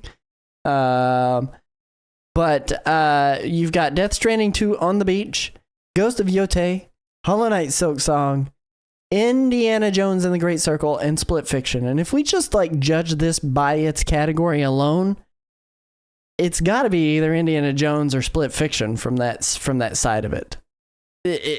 And maybe I'm wrong, but I feel like it's got to be one of those 2 games that deserve the vote. Now, whether or not I think they'll win, I don't know. But I think those 2 games deserve the vote here. Hollow Knight Silksong. That is yelling at me. Did you play Silksong? I did play Silksong. Hollow Knight Silksong was what you voted for? Yeah. I don't think it's a wrong vote. Again, I just feel like... I mean, your tone says different. I'll tell you what, your tone... No, it's just if I your read... Tone, let me this... get closer to the mic. Maybe you didn't hear me. Your tone says differently, sir. I don't think it's a wrong vote. I'm just saying there are only 2 wrong answers here, and that's Ghost of Yotei and Death Stranding 2 On the Beach. Those are the only 2 wrong answers here. It's just not the thing I would vote for in this category. I really liked Split Fiction. I really did. And I think this is legitimately, I think Split Fiction wins this one because they want to get What's-His-Face up on the stage again. It does have exceptional combat, traversal, and puzzle solving. I don't disagree. I just feel like these 2 do something so significantly different in that regard. I mean, Split Fiction is essentially a platformer. And I know Silksong is too. I know it is too. And Indiana Jones and the Great Circle is a puzzle game with combat. It's an action adventure, apparently. Yeah. Who could have thought it? Who'd have thunk it? But I feel like Split Fiction deserves to get my vote here, and maybe I'm wrong, but I think Split Fiction wins it. And again, am I wrong for feeling that? I think Split Fiction wins that category because they want to have an excuse to get what's his face on stage. This one? Yes. That's insane. No. I mean, you've had quite a few hot insane, just wrong takes, I would say. They're hot takes. They're hot takes. They're lukewarm at best. They're just wrong. Jesus.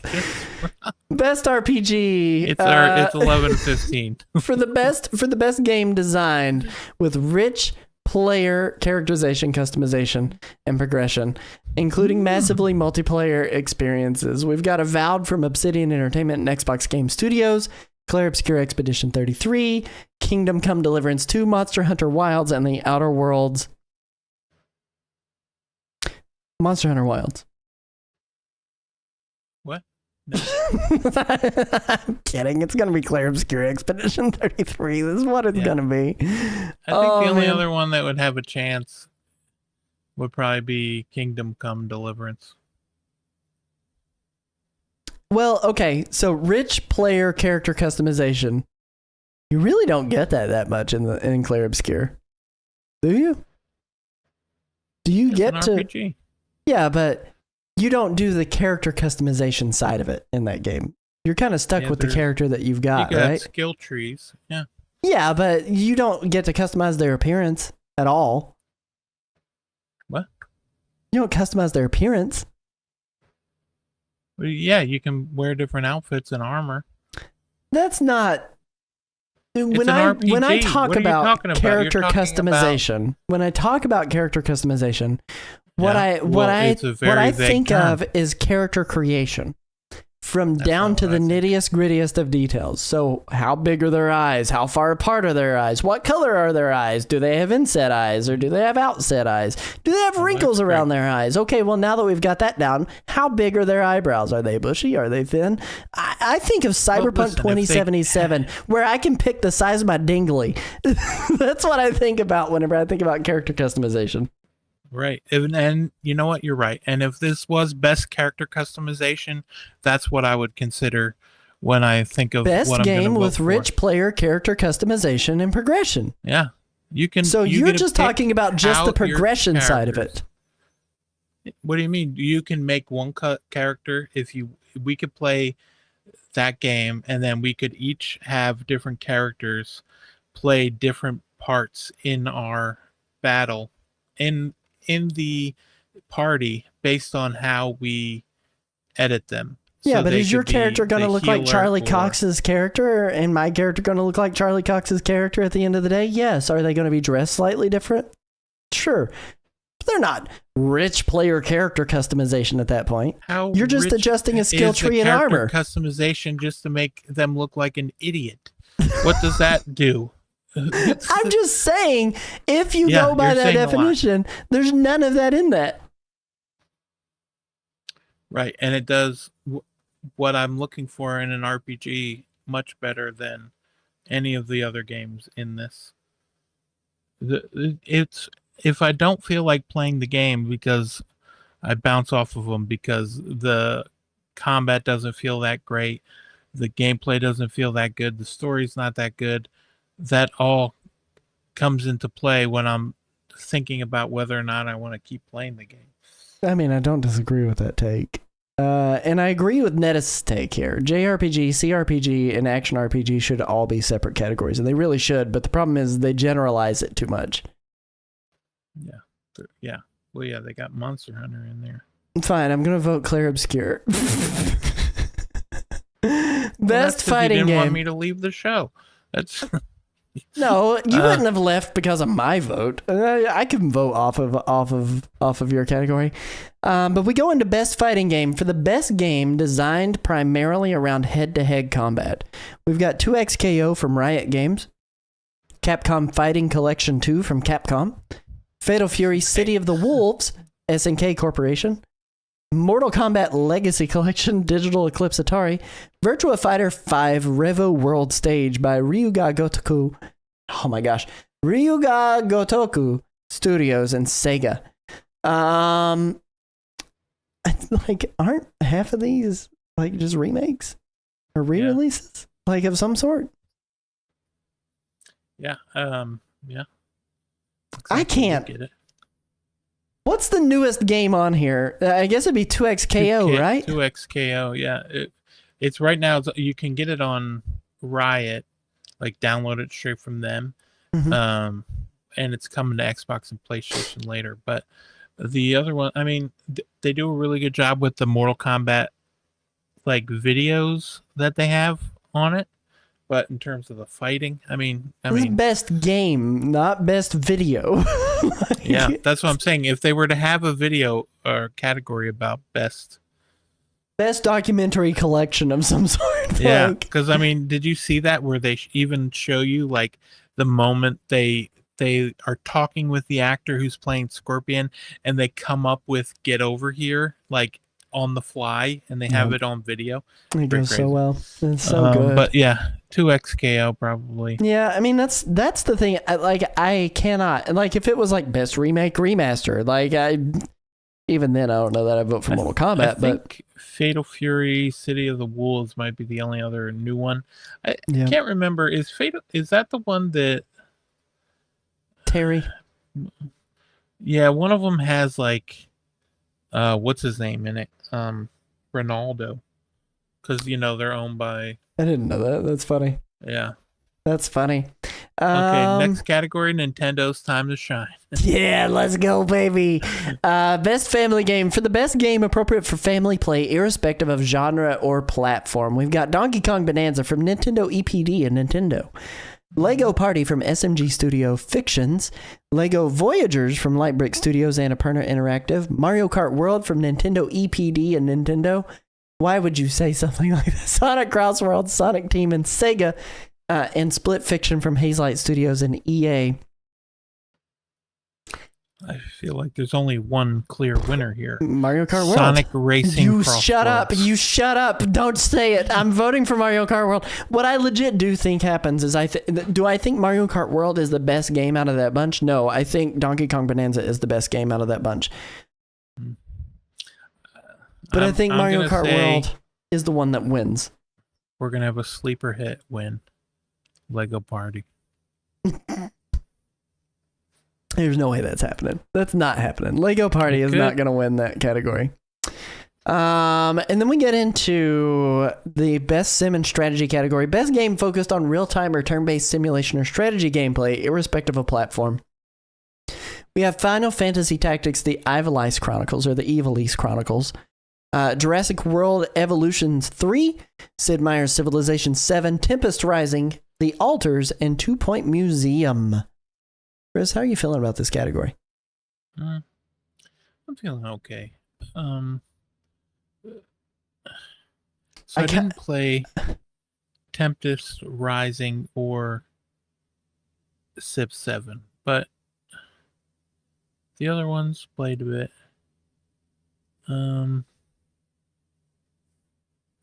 I mean, obviously I want. What was The Altars? Can you remind me? That game looks interesting to me. You crash land on a planet, the rest of your team dies, you like set up and then like set up like a cloning machine, but the cloning machine, you are getting alternate versions of you based on your DNA if certain decisions you made in your life turned out differently. So like if you stood up to your abusive father instead of not standing up to him. Why isn't Dispatch in this category? Then they would be something different. They probably consider it to be narrative. But it doesn't make any sense. They should have put it in this because there's enough strategy portion in that game. The actual game portion of that game is strategy. So, I don't really have a fight like a dog in this fight. But I mean, I'm torn between two games. One of them is an old game that's a new game now, and it's Final Fantasy Tactics: The Ivalice Chronicles, and the other game is 2 Point Museum. I don't care who wins this category. Who I think wins this category? Probably Sid Meier's Civilization 7. Yeah, Civ 7 or Final Fantasy Tactics. I think the Alters got in trouble. Well, not trouble, but something to do with AI that they had in the game. I love that. Good job, everybody. Good job putting people out of work. But then I think it was with the Alters, at least. I think it was artwork that they had in there, like as placeholder, and then it never got taken out. That's what they said. I'm going with Final Fantasy Tactics. I voted 2 Point Museum. Not because I think it's the best, but because it is the newest. It's the newest thing that I know about. Then we go into best sports and racing, and this is for the best traditional and non-traditional sports and racing game. You've got EA Sports FC 26, F1 25, Mario Kart World, Rematch, and Sonic Racing Cross Worlds. You rather liked Rematch. You played a lot of Rematch. I'm a big fan of Rematch. I was actually in the middle of pulling up my what the heck? Sonic Curie World. I'm pulling up my thing to tell me how much time I played on of Rematch, because I can look at it and then it'll tell me. Golly, I'm very annoyed right now. Right, it's all because of the conversation about RPGs and character customization. No, I'm like, you know what? I'm really into that game. I haven't played it in a minute, but all right, I got 510 out of the 1,000 achievements. Okay. But in terms of stats, I played it for 36 hours. That's a pretty good amount of time. That's a full-time work week worth of hours almost. Like, I feel like that's a decent amount of time to say, hey, like Rematch was pretty good. I was also playing with people, so I mean maybe that could be why. But yeah, I put almost that same amount in Mario Kart World. I can't bring myself to vote for an EA game. Anything. Well, you can't. Let's be honest. You can't make yourself vote for anything other than if you see Mario there. You're not voting for anything else. What do you mean? I'm totally gonna vote for something else besides Mario. I'm not voting for Mario. I voted for Mario. Stop it! Stop! Get out of my head, Christopher. Yeah, I voted for Mario Kart, but the thing that I think wins that category is likely EA Sports FC 26. Unfortunately, I mean it's the most true thing to a sports game that there is here. Everything else is kind of sports simulator except for F1 25, or arcade style rather. Then we get into best multiplayer. This is for outstanding online multiplayer gameplay and design, including co-op and massively multiplayer experiences, irrespective of game genre or platform. We have Arc Raiders from Embark Studios, Battlefield 6 from Electronic Arts, Elden Ring Night Rain from Software Bandai Namco Entertainment, Peak from Aggro Crab and Landfall, and Split Fiction from Hazelight Studios EA. It has to be Peak, right? Like, we gotta vote for Peak, right? This one's had probably the most cultural impact, I feel like, out of all of these games that are here. Peak was fun. I had a good time with Peak. But I think Elden Ring Night Rain wins, but I'm voting for Peak. I think Peak will win. You really do? You think Peak will win? I could see Peak getting the most votes, probably. Yeah. I don't think the votes matter. Maybe I'm wrong. This is not a democracy. Yeah, but then I can also see if the votes don't matter, I could see a lot of people picking Arc Raiders because that's really Arc Raiders has really blown up. I don't think Split Fiction wins this by any means. I don't even think it gets on the board in a significant fashion. Well, technically it is on the board. I mean, it's on the board, but I don't think it gets any votes in a significant matter. But I'm going to go with Peak. I had a good time with Peak, and I appreciate that they continue to update that game. Best adaptation, recognizing outstanding creative work that faithfully and authentically adapts a video game to another entertainment medium. We have the Minecraft movie by Legendary Pictures, Mojang, and Warner Bros. Devil May Cry from Studio Mir, Capcom, and Netflix. Splinter Cell Deathwatch from Fox Studio, Ubisoft, and Netflix. The Last of Us Season 2 from HBO and PlayStation Productions, and Until Dawn by Screen Gems, PlayStation Productions. The only thing out of this I haven't seen is Until Dawn, Screen Gems, PlayStation Productions. Yeah, which I think it's on Netflix right now. I left the Minecraft movie pretty disappointed. My kids enjoyed it. And they're like hardcore Minecraft kids. My wife enjoyed it, and she's a hardcore Jason Momoa fan. But I didn't really love the Minecraft movie. I felt like it did not deliver on what Minecraft actually is, and it could have just been an animated film instead of doing live action stuff. And I was like, blah. Last of Us, I have enjoyed that adaptation. I think they've done a really good job, legitimately, faithfully, and authentically adapting a video game to another entertainment medium, because it is pretty much telling the exact same story with some minor changes. In a good fashion. Devil May Cry, it's just not my type of anime. And Splinter Cell Deathwatch, another thing that was just not my type of anime. So I really, like, the vote for me is probably going to come down to Last of Us Season 2. But what are you feeling, and how are you feeling about it? Hedy Sankar is a hack.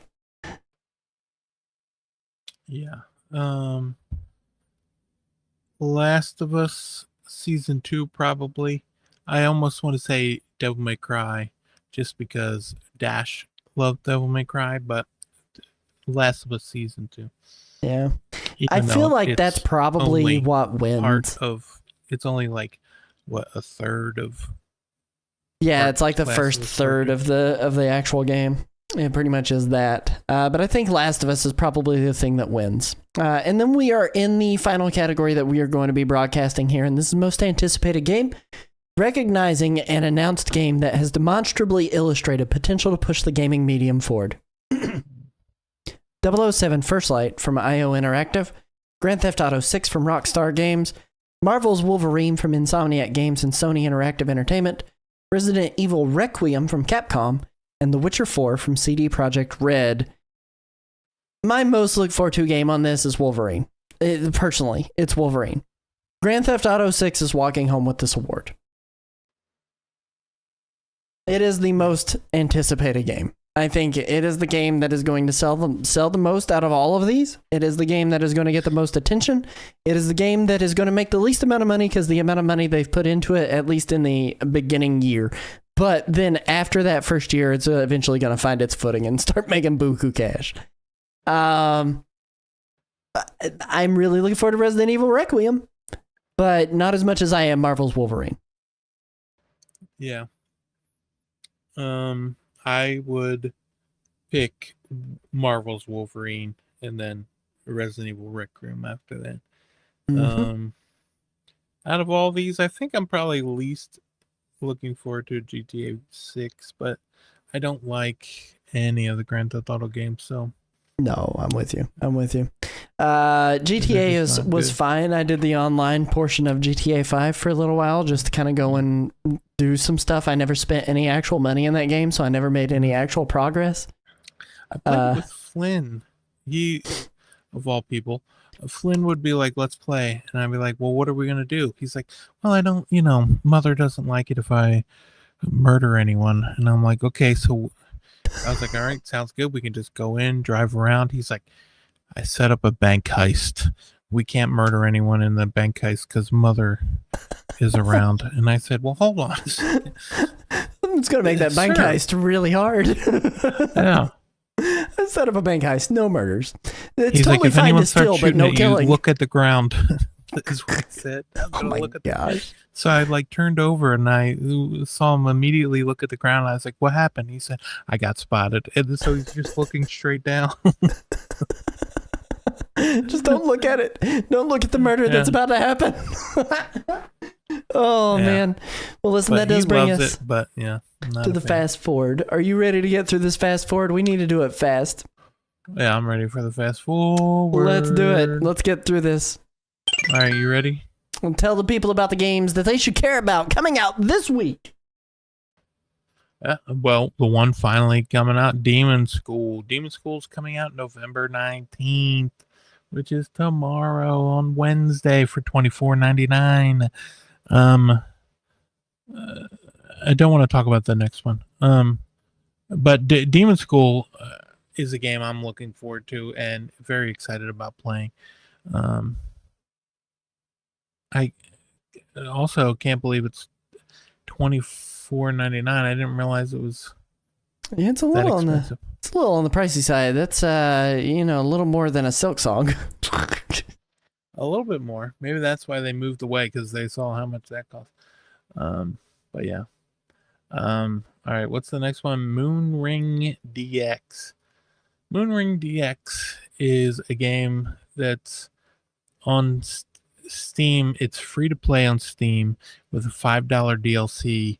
They added like the DLC and all the other, got rid of all the free to play stuff, and just made it $15. And so that's what this is. So It's the Switch tax, isn't it? it's definitely Switch tax for sure. But yeah, I mean, I like the colors. I like the way it looks. But I already own it on Steam. I mean, of course I own it. It's free to play, so why would I not? And then R-Type Delta. Oh wait, that's November 20th for $15. R-Type Delta HD Boosted. This is $24.99, but it's on sale for $22.49 on the 20th. Was this a Dreamcast game? It feels like a Dreamcast game. Well, I don't know if it is, released but it in feels like one. 1998, so it's So it could be N64 era. Yeah, it might be like a Saturn game or something. The original 1998 version. So yeah, it was on something back then. And now here it is. Just check it out. It is just shoot 'em up. Looks like it looks boosted all right. Then we got some Switch 2 games. Well, one just came out of nowhere today for Switch and Switch 2, which is Tomb Raider Definitive Edition for $19.99. It is on sale for $17.99. However, if you own any of like the other Tomb Raider sets that they have on Switch, you get an extra 10% off. So if you have like 1 through 3 and then 4 through 6, if you have those two sets, you get an extra 10% for each one that you have. So right now it's 10% off at $17.99. But if you had those two games already on the Switch, then you get an additional 30% off instead of the 10%. So there's that. You can do the math. Pause the math. But yeah, that's we'll see how this does, and based on how this does, we might get the other two Tomb Raider games, at least on Switch 2. I don't know that the other two games are coming to Switch, but this one being on Switch is kind of wild. And it has the 8-player multiplayer, like the online multiplayer game. But then last but not least, Kirby Air Riders coming out November 20th for $69.99. Don't choke on that price. Golly. Where are those vouchers when you need them? You know what I mean? Right. But yeah, that's the last game, and we'll be talking about that next week, probably, right? Probably a little bit next week, and I would imagine also going into the Black Friday deals that you should care about for next week too. Yeah, that's true. And maybe Half-Life 3. You know, we'll talk about that too. Yeah, right. Totally talking about Half-Life 3, right? That does bring us to the section of the show where we are going to be talking about Pixmin, aka Pixel Minute. This is the game show section of our programming, where Chris has to guess a specific game, its entire title, based on a screenshot that is heavily pixelated and will slowly depixelate. Chris, are you ready to try to guess that game? About as ready as I'm going to be, I suppose. Alrighty, we're gonna get started in 3, 2, 1. Let's go. Mamma mia. Lot of green.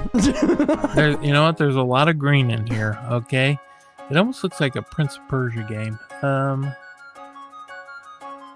Okay, it's starting to clear up. It doesn't look like a game. This is a first-person game? No. Maybe. What the heck is this? Maybe it is a first-person game. Is it like a samurai game? No. Is it a zombie game? Maybe. Zombie U? No. Yes, there you go. You got it. 20 points on the board, my good sir. Zombie U, a 2012. I can't words right now. A 2012 first-person survival horror game developed by Ubisoft Montpellier and published by Ubisoft. It was released for the Wii U as one of its launch games in November of 2012. In the game, the player assumes control of a human survivor amid a 2012 zombie apocalypse. Featuring a permadeath system, it uses the Wii U gamepad extensively to scan the environment and maintain the survivor's inventory. The game was released under the name Zombie for PlayStation 4, Windows, and Xbox One in August of 2015. The port was handled by Straight Right, adds new melee weapons, and removes the multiplayer feature. This game did release in North America November 18th, 2012. I can't believe it is that old. Holy crap. Great use of the second screen, the gamepad, where you would like come up to a block. You had to like pick the lock on the second screen while looking over your shoulder to make sure the zombies weren't coming. Yep, that was pretty cool. Maybe the best use of that second screen. Yeah, and maybe Nintendo Land. Yeah, R.I.P. Nintendo Land. I want that brought back. I need it brought back like ASAP. It would be great if they would just bring it back.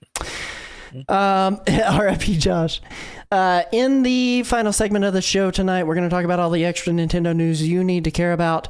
Of that, we have 2 new wallpapers up, one featuring Mario and the gang celebrating the holiday season for 0 platinum points, as well as a Kirby Air Riders November calendar wallpaper for 50 platinum points. As for physical rewards, we got a set of Mario Galaxy 1 and 2 stickers for 300 platinum points. There's also a My Nintendo Kirby Tough Puff sweepstakes going on right now where you can score a We Love Kirby statue from First 4 Figures, a Kirby Mouthful Mode slim case for Switch 2, and a PowerA wireless controller with a Kirby theme. 10 platinum points per entry, max 5 entries. And NSO icons, 3 new Animal Crossing icons have made their way onto the Switch, one featuring Timmy and Tommy, one featuring Wilbur, and one featuring Orville. They all work with the rest of the Animal Crossing set, so feel free to mix and match however you see fit. And the reminder of the monthly play and redeem icons being Kirby 64 The Crystal Shards, which requires an NSO Plus expansion pack subscription to redeem, and Kirby's Dream Land 3 sets, respectively. If you like the soundtrack of Wii Fit Plus, you're going to love this week's Nintendo Music Update. 90 tracks, an hour and 54 minutes of heart-pumping music to get your New Year's resolution started off right. Black Friday offers start on the 20th in terms of sales. But for now, we have a publisher sale from Skytone Games where you can save on Tiny Bookshop, Maniac, Undying, and The Last Friend. For events, a reminder of the Pokemon Legends ZA mystery gift to obtain Dian Sight, the Mega Stone to power up Diancie, and the side mission to obtain the Rock Fairy Pocket Monster.